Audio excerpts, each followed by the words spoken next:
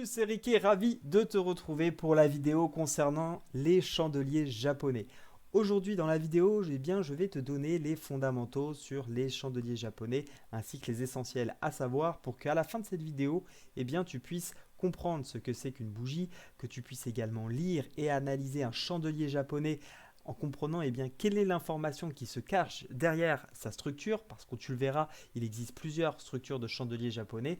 Et enfin, car c'est bien le plus important et l'objectif de cette vidéo, que tu sois capable d'utiliser cette représentation des prix dans tes stratégies de trading et dans tes prises de décision. Aujourd'hui, je vais donc te parler de doji, je vais te parler d'arami, de pendu, d'avalement et de marteau. Si tu te demandes bien ce que signifient les termes que je viens de te prononcer, écoute, installe-toi confortablement, prends ton plus beau stylo, une belle feuille de papier pour prendre des notes et c'est parti! Alors, pour t'expliquer ce qu'est un chandelier japonais, je vais m'appuyer sur le site upsidebourse.com. Je le trouve très bien fait pour les chandeliers japonais. Je t'invite à aller dessus si tu veux revenir sur les notions que je vais aborder. Mais en tout cas, c'est un très très bon site qui est largement suffisant pour découvrir un petit peu le milieu des chandeliers japonais. Petite pub au passage. Hop. Alors au niveau du chandelier japonais, on va déjà apprendre à le lire. J'en ai déjà parlé dans une vidéo précédente. On va faire un rappel bref sur comment lire un chandelier japonais. Déjà un chandelier japonais, il faut savoir qu'il a deux couleurs possibles sur votre graphique. Soit il est de la couleur haussière, donc il va souvent être représenté par le vert, en tout cas c'est le cas dans mes vidéos, ou alors par le bleu, comme on l'a à l'écran, et puis par une couleur baissière, donc très souvent le rouge, mais ça pourrait être une autre couleur. Pourquoi c'est intéressant de voir ça? Parce qu'en fonction de si le chandelier japonais est une bougie haussière ou si le chandelier japonais est une bougie baissière, on ne va pas lire de la même manière. Pour lire un chandelier japonais, on va s'intéresser à 4 niveaux sur celui-ci. Avant même de parler de ces niveaux, je vous propose de parler des composantes d'une bougie. À vrai dire, il y a deux parties dans une bougie. Il y a ce qu'on appelle le corps, c'est la partie pleine, et il y a les mèches qui sont les extrêmes du corps. Vous voyez, ces parties fines qui dépassent à ce niveau-là. Une bougie, ce qui va être intéressant avant de parler également des niveaux, c'est de comprendre ce qu'elle représente. En fait, une bougie, c'est la représentation de l'unité du temps que vous avez sélectionnée sur votre graphique. Imaginons que vous ayez sélectionné, disons, l'unité graphique daily, une bougie va représenter une journée de cotation. Si vous avez choisi de retenir l'unité de temps, disons 1 heure, une bougie va représenter les cotations sur 1 heure. C'est pour ça qu'il est important de comprendre que si vous changez bien évidemment d'unité de temps, vos bougies vont également évoluer. C'est pourquoi dans une bougie daily, vous allez retrouver, si le marché disons tourne 24 heures sur 24, 24 bougies horaires qui vont composer une seule bougie daily. Concernant les niveaux, donc on va s'intéresser à 4 niveaux. Le premier, c'est le plus bas, c'est celui qu'on va retrouver sur la mèche et qui va représenter le prix le plus bas atteint sur l'unité de temps concernée. Si nous sommes donc sur une bougie daily, ça sera le plus bas du jour. On va ensuite regarder tout en haut, c'est le plus haut. À l'inverse, du coup, sur une journée, ça serait le prix le plus haut qu'on est allé chercher lors de la séance, lors des différents échanges sur les marchés. Ensuite, on va regarder le plus bas du corps qui cette fois-ci représente le prix d'ouverture. Imaginons qu'une journée démarre à minuit et termine également à minuit. On va dire que le marché est ouvert 24 heures sur 24, comme par exemple le marché des cryptos. Le bas de la bougie du corps, le bas du corps va représenter le prix d'ouverture.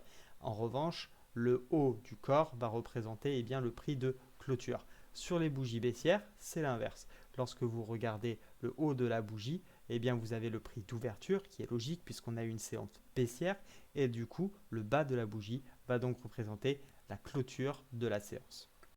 Maintenant que tu sais lire un chandelier japonais, je te propose qu'on aille voir ensemble quelles sont les différentes structures de chandeliers japonais qui existent, quelles sont celles que j'utilise le plus moi dans mon trading, qui me permet tout simplement de compléter mes scénarios, de prendre aussi mes décisions et on commence tout de suite par le marteau. Le marteau, c'est l'une de mes configurations de chandelier japonais préférées. On va voir que dans nos graphiques, le marteau va souvent montrer sur des zones de support un vrai signal d'achat. C'est pourquoi je l'affectionne particulièrement. Bien évidemment, il ne faut pas l'utiliser seul, il faut le coupler à d'autres informations, indications ou signaux qu'on peut avoir grâce aux indicateurs, zones de support ou autres. Comment lire et interpréter justement un marteau? Eh bien c'est très simple. Un marteau, c'est un petit corps au-dessus d'une grande mèche. Il faut, pour considérer que la bougie soit un marteau, que la mèche soit au minimum 2 fois supérieure à la taille du corps. C'est-à-dire que cette partie fine que vous avez ici, la mèche, doit être 2 fois plus grande que la partie pleine, le corps. Pourquoi cette bougie est si intéressante? Pour l'exemple, je vous propose de se retrouver sur le Dow Jones avec l'unité 1 heure, où on a eu ici une forte accélération baissière suivie d'une phase de latéralisation avant la reprise de la baisse. Sur ce niveau, on voit qu'il a été travaillé 1 fois, 2 fois et finalement qu'on a réussi à repasser légèrement au-dessus. On a donc un rebond acheteur et on peut s'imaginer que sur cette zone, des acheteurs se présentent. C'est peut-être la fin de la baisse. On aura la réponse bien évidemment que dans le futur, mais si on souhaite se positionner à l'achat, il va falloir trouver des signaux qui peuvent nous aider. Cette zone est donc une zone intéressante puisqu'on voit que les acheteurs se sont manifestés, repoussant les prix à la hausse et peut-être qu'il y a aussi à ce niveau-là moins de vendeurs. Si j'avance légèrement dans l'évolution des bougies, on voit qu'on vient retravailler cette zone ici des précédents plus bas. Et qu'est-ce qu'on observe juste ici?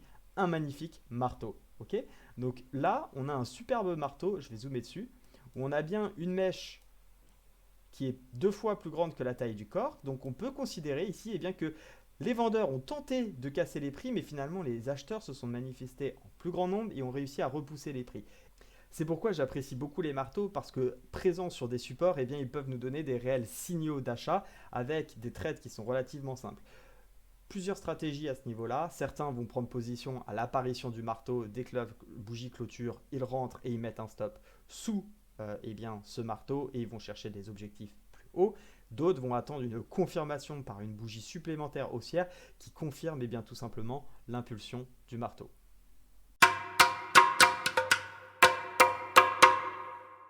Le doji est une bougie que j'affectionne particulièrement. Comme vous pouvez le voir à l'écran, c'est une bougie avec souvent des grandes mèches et un tout petit corps. Ce qui est commun à tous les doji, c'est le petit corps. En effet, c'est tout simplement une bougie qui ouvre et qui ferme quasiment au même prix. On peut avoir quelques variations de points ou de prix, mais pour le coup, on se retrouve quasiment au point d'entrée lorsqu'on clôture. En revanche, on va avoir des mèches qui sont plus ou moins grandes de part et d'autre du corps. Plus les mèches sont grandes, plus l'indécision est grande. Plus les mèches sont petites, plus finalement les intervenants sur les marchés trouvent un accord autour de ce prix. Lorsque les mèches sont grandes, on a donc une grande indécision au niveau de la continuation de la tendance ou alors si on s'arrête et on va donc se retourner. C'est pourquoi il sera très important de considérer notamment les doji sur des zones de top de marché et sur les zones de bottom. Pour l'exemple, je vous propose qu'on se rende tout simplement sur le graphique du Bitcoin. Je suis en unité 4 heures, mais sachez que des doji, vous pouvez bien évidemment en trouver sur tous les actifs et sur toutes les unités de temps. Ici, on a donc une zone de résistance support, une zone de polarité que j'ai tracée, où on voit bien que les prix ont buté une première fois ici, une deuxième fois à ce niveau-là. Lorsque l'on est en train de trader, on est donc plutôt comme ceci, et on se dit, faut-il acheter une résistance? Va-t-on casser la résistance ou faut-il plutôt la shorter? Vous me connaissez, moi je préfère shorter tout simplement les résistances, mais là n'est pas le sujet. L'objectif c'est de savoir est-ce qu'on va continuer ou pas finalement ce mouvement haussier qui a été initié. On a donc un premier stop ici sur la zone de résistance avec une première correction. Le marché décide de repartir à l'achat et une nouvelle fois, on vient bloquer sur la zone de résistance avec cette fois-ci un magnifique doji. Le doji montre bien qu'on a une tentative de cassure, mais que pour autant on n'arrive pas encore à passer et qu'il y a une très forte indécision. Ça ne veut pas dire qu'on ne va pas casser le niveau, mais pour autant, attention, soyez vigilants. On a déjà testé précédemment, on reteste une fois et on s'aperçoit que ça bloque. La bougie suivante nous avertit qu'il y a plutôt une pression vendeuse puisqu'on a une grande mèche avec un corps baissier, sans mèche d'ailleurs sous la clôture, ce qui montre bien la force des vendeurs et peut-être tout simplement que les acheteurs aussi vendent ou clôturent leur position. Et dans ce cas, il faut donc être averti et faire attention tout simplement puisqu'on a de fortes probabilités que la tendance se retourne ou du moins freine fortement. Deuxième exemple, un pas plus loin, encore une fois sur une résistance. Donc on a bien vu tout simplement l'indécision qui avait été donnée ici et ensuite la correction du marché. On va venir retester cette zone. Qu'est-ce que j'observe? Une première toupie, qui est donc un doji avec un tout petit corps, qui marque déjà un premier pas d'indécision, suivi d'un deuxième retest voire même troisième si on considère d'ailleurs ce premier doji. Vous voyez bien toute la puissance des doji qui nous disent, eh bien finalement, on tente mais on n'y arrive pas, on échec à 3 reprises, une nouvelle fois sur une zone de résistance. Dans ce cas-là, eh bien, on pouvait avoir une belle confirmation avec cette bougie qui pousse les prix à la baisse, tout simplement eh bien, pour profiter cette fois-ci d'un marché baissier. Dernier exemple sur le doji, et j'en termine avec cette structure de bougie, c'est sur les supports. On a vu 2 exemples sur résistance, on va voir que ça fonctionne bien évidemment sur support aussi. Ici, on a donc à l'écran une zone de support et une zone de résistance en haut sur les 24 500 et une zone de support sur les 18 700, 18 500. Bref, c'est une zone de toute façon, ne l'oubliez pas, on ne traite pas un prix, on traite des zones. On a donc les prix qui oscillent entre ces deux bandes et ici, suite à une forte tendance baissière, on se rapproche de plus en plus donc du support. Et moi, l'objectif, vous le savez, c'est j'achète les supports et je vends les résistances, puisque tant qu'un support tient, a priori, il n'a pas de raison de céder. Tout comme une résistance, tant qu'elle tient, elle n'a pas objectif de céder. Donc, on a plus de probabilité de se faire rejeter sur la zone de prix. Ainsi, je vais attendre sur un support d'avoir tout simplement un petit quelque chose à me mettre sous la dent, un petit signal. Et ce signal, il peut être donné par un doji. Ainsi, sur cette zone, je vais avoir donc un beau mouvement baissier jusqu'à ce qu'on arrive et qu'on vienne toucher ma zone en faisant, voyez-vous, une toupie. Un tout petit corps, des grandes mèches, une indécision. Alors certains prendront position à la clôture de cette toupie qui marque une indécision que je trouve un petit peu joueur et un petit peu risqué, quand d'autres préféreront attendre une vraie clôture au-dessus de ce doji, qui pourrait être par exemple cette bougie-là, prendront position à l'achat, iront placer leur stop sous la dernière bougie, donc sous le doji qui fait un plus bas, et profiteront du coup du mouvement haussier initié ici. Bien évidemment, ici le doji a repoussé les prix vers le haut. Ce n'est pas autoréalisateur à 100%. On aurait très bien pu aussi avoir un mouvement de ce type, assez court, pour finalement présence des vendeurs qui se remanifestent ici et repousser les prix vers le bas. Mais ça n'empêche que le doji marque une incertitude, une indécision sur une zone de prix. Et lorsque cette zone de prix, on l'a déterminée à l'avant, on va pouvoir se positionner avec plus de certitude ou du moins plus de conviction dans notre trade et ça nous donne un atout supplémentaire pour se positionner. Nouvelle configuration de chandelier japonais, le Marubuzu ou le Morubuzu. La seule différence entre les deux, c'est la couleur de la bougie et donc du sens du mouvement. Le Marubuzu est une bougie haussière, tandis que le Morubuzu est une bougie baissière. Parfois, vous m'entendrez faire des abus de langage dans mes vidéos, j'utilise tout le temps le terme Marubuzu, mais il faudra bien évidemment prendre en considération, vous l'avez compris, la couleur de la bougie.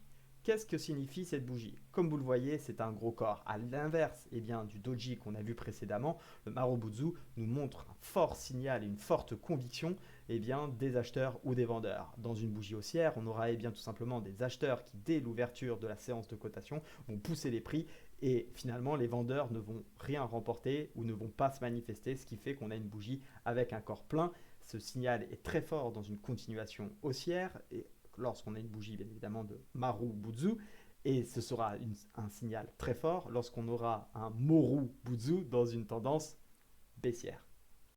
Exemple ici du Morubuzu dans une tendance baissière, nouvelle fois sur le Bitcoin, on voit bien et tout simplement après ce mouvement correctif, nous venons d'un mouvement baissier, petite latéralisation et ce Morubuzu nous indique tout simplement qu'on ne souhaite pas aller plus haut, confirme finalement les indécisions avec des petits doji et des petites toupies qu'on a vu dans le chapitre juste avant. Le Morubuzu nous indique qu'il y a une forte présence des vendeurs et qu'ici il est compliqué de se positionner à l'achat puisqu'on aurait plus de chances de toute façon de continuer la baisse que de retourner le mouvement. C'est effectivement ce qui se passe. Après un petit mouvement de correction suite à cette grosse impulsion, on a bien la continuation du mouvement baissier.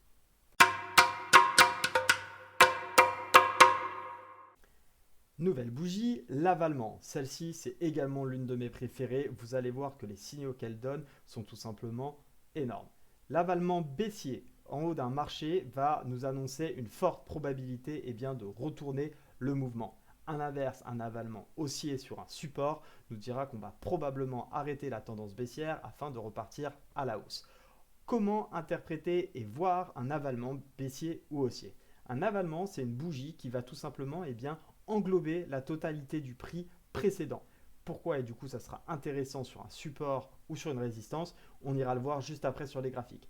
Comme vous avez à l'écran, je vous présente ici un mouvement d'avalement baissier. On a donc une hausse, une dernière bougie finalement haussière ici matérialisée par le bleu. Et sur la bougie suivante, eh bien, on a une bougie qui ouvre et clôture en dehors de cette bougie.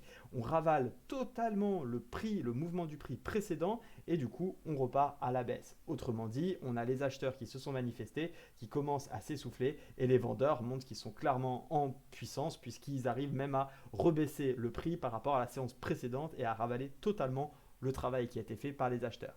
L'avalement sera d'autant plus fort s'il avale plusieurs bougies des derniers mouvements haussiers précédents. Notamment, parfois, on observera des mouvements d'indécision sur les tops et sur les bottoms de marché. Et lorsque vous avez une grosse bougie d'impulsion qui ravale plusieurs bougies précédentes, vous pouvez considérer que le signal est plus fort. Petite précision sur le marché des crypto-monnaies, comme celui-ci est ouvert 24 heures sur 24 et 7 jours sur 7, nous n'aurons pas à proprement dit un avalement, c'est-à-dire une bougie qui ouvre au-dessus de la bougie précédente et qui clôture en dessous. Ce n'est pas possible puisqu'il n'y a pas d'interruption sur le marché. Pour autant, ce qu'il faudra bien considérer sur le marché des crypto-monnaies, c'est une bougie qui ouvre à la clôture de la précédente et qui ravale le mouvement précédent. Je vous invite tout de suite à ce qu'on aille sur les graphiques pour voir ce qu'il en est. Juste avant, je vous présente tout de même la structure lors d'un avalement haussier. C'est l'inverse, c'est qu'on a plusieurs bougies de baisse et une bougie qui d'un coup, pourquoi pas sur un support, c'est mieux, ravale le mouvement précédent qui indique au moins la mise en pause du mouvement initié par la baisse, donc potentiellement une correction ou un rebond, ou bien même, on verra plus tard, un retournement de tendance.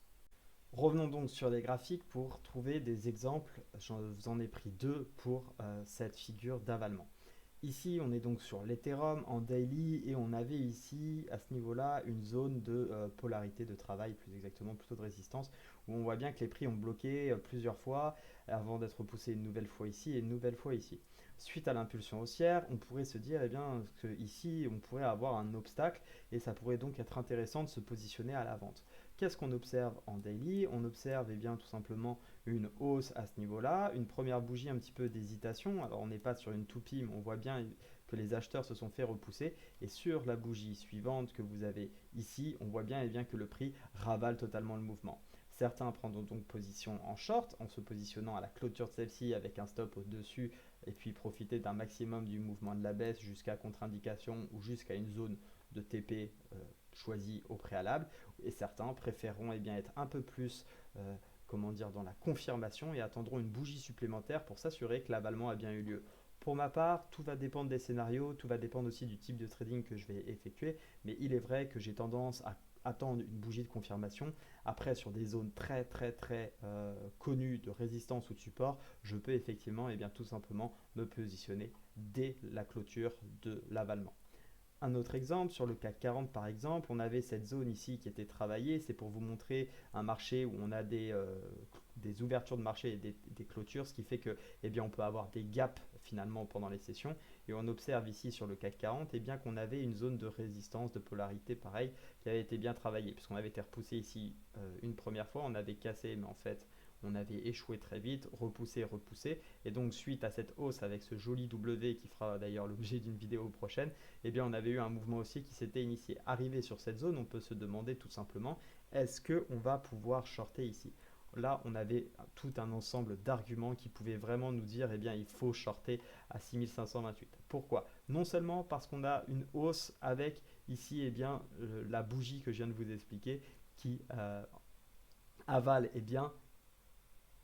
quasiment au moins 3. 1, 2, 3 qui avalent les 3 dernières séances. Donc c'est un mouvement fort. Qu'est-ce qu'on a également?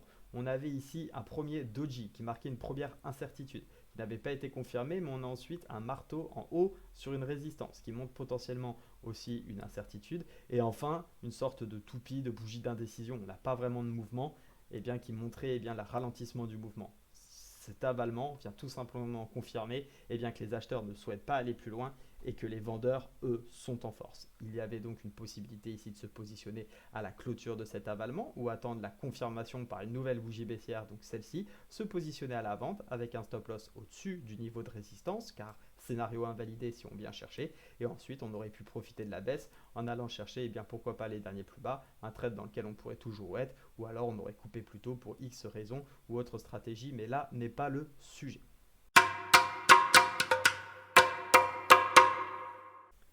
Dernière structure de chandelier japonais que je vais vous présenter, c'est le harami. Je vous rappelle qu'il en existe plein d'autres. Pour ma part, je ne les utilise pas nécessairement parce que je trouve que c'est suffisant celle que je vous présente déjà pour débuter. Après, si vous souhaitez aller un pas plus loin, eh bien n'hésitez pas à aller sur le site dont je vais vous mettre le lien en description de cette vidéo et puis à aller sur aussi d'autres contenus peut-être plus poussés si vous souhaitez avoir des stratégies plus développées autour des structures des bougies japonaises. En ce qui concerne le harami, c'est un petit peu l'opposé finalement de l'avalanche. C'est-à-dire qu'on va avoir une grosse bougie de la tendance précédente qui va être suivie d'une bougie à l'intérieur même de cette bougie précédente de la couleur opposée. Je m'explique. Ici, vous avez par exemple dans un mouvement baissier 3 bougies rouges d'affilée et on va observer sur une zone de support en l'occurrence dans une baisse de support, une bougie qui vient se créer avec une ouverture dans la bougie précédente et une clôture dans la bougie précédente également.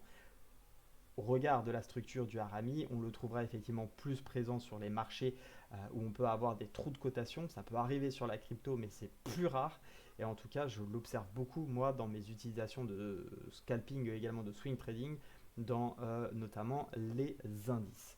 A l'inverse, on va avoir le harami baissier qui lui se présente de la façon inverse où on aura tout simplement une hausse avec une bougie suivie d'une bougie à la baisse cette fois-ci qui ouvre et clôture dans la bougie précédente. Souvent, on attendra la confirmation d'une deuxième bougie pour valider ce harami et pouvoir se positionner dans le sens du retournement de la tendance. Donc, dans le cas d'un harami baissier à la baisse, dans le cas d'un harami haussier à la hausse. Qu'est-ce que cela donne effectivement sur les graphiques? Eh bien toujours pareil, on va chercher des zones de support et de résistance et ici suite à cette baisse, on aurait pu se dire quand est-ce que le marché va se retourner. On aurait visualisé un petit peu la zone ici qu'on a de support qui était le dernier le plus bas. On se dit qu'on peut avoir une zone de support qui vient se créer sachant qu'on avait déjà une hésitation. On a ici un gros Marubutsu baissier donc effectivement on a plus de chances de continuer à la baisse mais ce Marubutsu il est suivi d'un harami. On le voit bien, la bougie ouvre et clôture dans la bougie précédente sur une zone de support. Il y a donc plus de chances qu'on se retourne ou du moins qu'on ait une correction à la hausse et c'est effectivement ce qui s'est passé où on voit ici que les prix se sont retournés. Voilà, j'en ai terminé avec les chandeliers japonais. J'espère qu'elle t'a plu cette vidéo. Si c'est le cas, n'hésite pas à mettre un petit j'aime. Normalement, tu es censé, suite à cette vidéo, savoir lire un chandelier japonais, savoir interpréter les différentes configurations qu'on a vues tout au long de cette vidéo et surtout le plus important, te servir de ces interprétations pour les intégrer dans tes stratégies de trading, dans tes plans et ça peut aussi, et puis c'est mon cas, les utiliser comme des signaux de prise de position. Reste prudent cependant, comme d'habitude et comme j'aime le dire, sois prudent sur les marchés. Les bougies japonaises ne retranscrivent que l'action du prix qui se fait sur la période de temps présente. Elles ne communiquent pas sur le futur, elles ne peuvent pas donner de certitude. C'est pourquoi il faut que tu te protèges, peu importe les configurations que tu vois. Il faut que tu adaptes un bon money management dans tes prises de position. Et c'est d'ailleurs le money management, un sujet que je vais aborder dans l'une de mes prochaines vidéos. Pour d'ailleurs être averti de mes prochaines vidéos, écoute, je t'invite à t'abonner, d'autant plus si tu aimes le contenu. Tout ce contenu que je te donne, c'est du contenu que moi j'ai appris depuis plusieurs mois, voire années, et que je te partage aujourd'hui de manière totalement gratuite. Donc si tu veux me remercier, n'hésite pas à t'abonner, à mettre un petit like, et je te dis à très vite pour une prochaine vidéo. Allez, salut, ciao!